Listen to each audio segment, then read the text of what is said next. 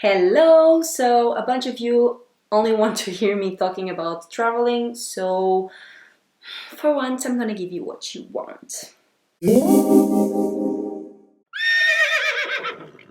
This is a very simplified guide on how I plan my trips up to a week in 5 easy steps. I will also show you some of the websites that I use in this planning of the itinerary. Let's start. 5 steps for you to plan your travels. Let me start by saying that the step number 1 and number 2 are actually interchangeable. Step number 1, decide on the dates and the length of your trip. Step number 2, decide on the destination. It may happen that you already know in which dates you're available to travel and for how long. It may also happen that you have a destination in your head since a long time ago and you're just trying to decide what is the best time to go there. For both of these cases, I just simply use Skyscanner. So Skyscanner is great because once you're in, you put the airport that is closest to you, and then when you need to decide where to go, they actually have an option called Search Everywhere.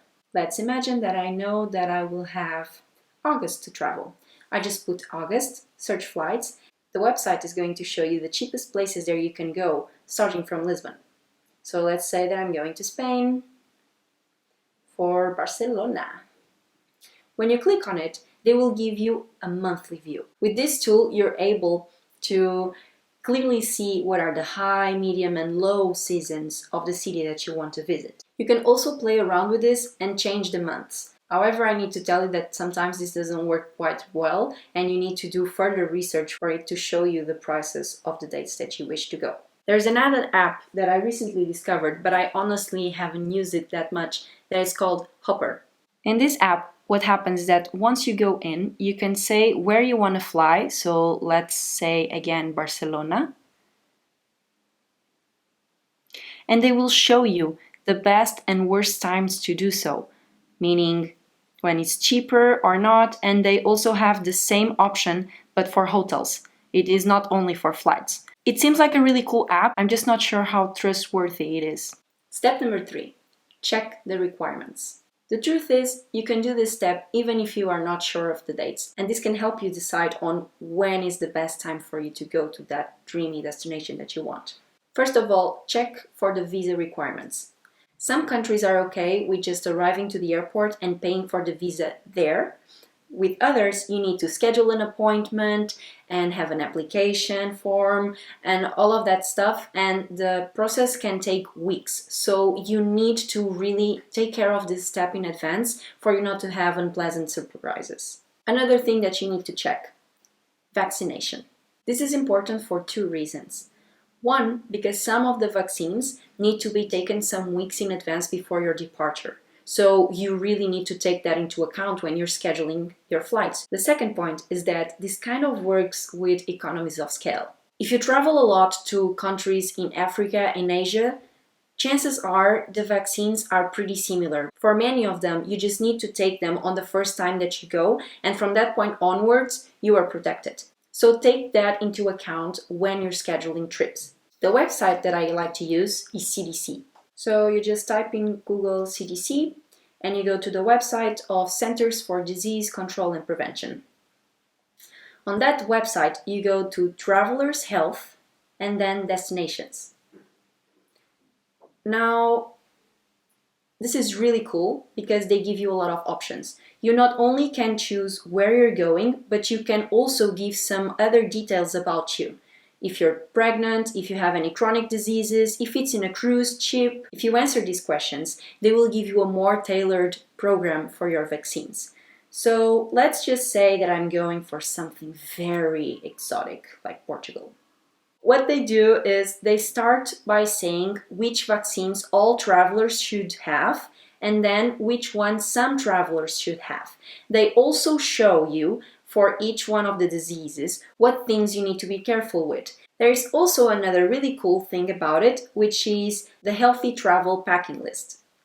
When you go to the top of the page and you click on it, they will give you a more detailed list on some things that you should bring with you and that you may be forgetting. Inhalers, antacid, saline nose spray. The list is pretty long, and it will help you when it's time to pack not to forget anything.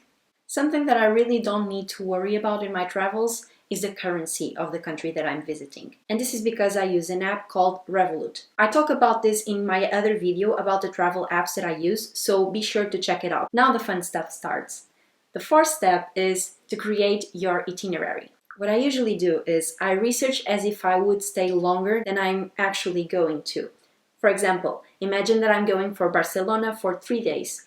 I would search online Barcelona in a week. This way, I would give a much bigger list of things that I could do, and I could choose my favorite ones myself. Another reason for doing this is that, especially for shorter trips, if you just search for 2 days in Amsterdam, it's always going to be about exactly the same places. And it's exactly the same places that are going to be overcrowded.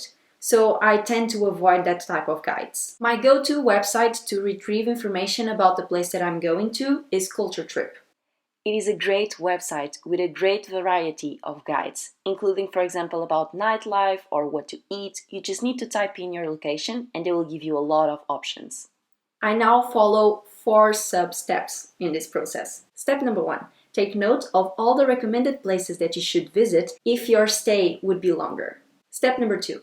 Research each one of the spots in your list and take notes about it. Opening hours, what it is really important to see there, what are the best times to visit, and also, and most importantly, try to make a small note if it's something that you want to see, you're really not interested, or is something that you don't mind at all to pass. Step number 3 is to use Google Maps. I was recently informed that tools such as the mapcustomizer.com do this automatically. However, the truth is I've never used them. I don't want to recommend something that I don't know, so I will just stick with Google Maps for now. By the way, what a beautiful face. Just go to Google Maps and start dumping all the locations that you decided that you want to visit. What this is going to allow you is to organize them by regions. It is also a very important step because it may help you to eliminate some of the places that you thought you wanted to see but are just too remote and too expensive to go there. You should try to group places that are close to each other in groups and give them names. It can be by west, east, north, or even by the name of the neighborhood where they are. This step will help you to save time because you're not going to run around lost, and money on the transportation when you're abroad. Step number 5. Create a tentative schedule. This may seem like too much for some of you, and you just prefer to arrive to a city and then decide what you want to do on that day. I'm not wired that way. I also hate to come home, and some days after arriving, I discovered that I missed something incredibly pretty next to a place where I was. For these reasons and some other more, I like to have a tentative timetable. On the Excel, what I do is I create 5 slots. My 5 slots are morning, lunch, afternoon, dinner, and night. This is how the table is supposed to look like. So I have the several days on the horizontal and then a column with the morning, lunch, afternoon, dinner, and night. I follow 3 rules to construct my schedule. Rule number 1, morning famous. Rule number 2, 251. And rule number 3, exploring meals. So first of all, I try to visit the most famous places in the morning. And when I say morning, I mean early morning. I know that this is not for everyone, but I would advise you to try this at least once during your travels. Especially if it is a place that it's outdoors and you just want to see from the outside, you can go there really early, like no one is stopping you and there are no opening hours for that, and just have it for yourself. Rule number 2, 251, it's about in the morning I will schedule 2 things, in the afternoon 5 things, and in the night or the evening 1 thing. I'm obviously not going to schedule 5 museums for the same afternoon. That doesn't work. You always need to be a little bit critical about what you're doing. Rule number 3 is just because I like to have my meals as also a time to explore a new neighborhood or a cool part of the city. And I try to find there a cheap option for my meals. This is all a little bit theoretical, so I created a practical example of me planning 1 day in Athens for 1 stopover that I'm going to have there in August. You can check that video out. Lastly, I would just like to give you 1 piece of advice. Ask for help. If you know someone that has been somewhere that you're going to visit, create your itinerary, and then send it to them saying, hey, could you give me a feedback on this? Do you think that this is feasible? Do you recommend something else? Are there any cool restaurants that you know in this area that I'm going to be? Don't be that person that it's almost asking them to do the plan for you. That it's not what I'm saying. And just as a quick recap, so 1. Decide on the length and dates. 2. Decide on the destination. 3. Check the requirements, including visa and vaccination. 4. Create an itinerary. Start by creating a long list, research each attraction, check the locations, and then group them by regions. In the 5th step, create a tentative timetable. For guidance, use the rules of Famous Morning, 251, and Exploring Meals. I hope you enjoyed this video and that you can use these tips to make the most out of the places that you visit.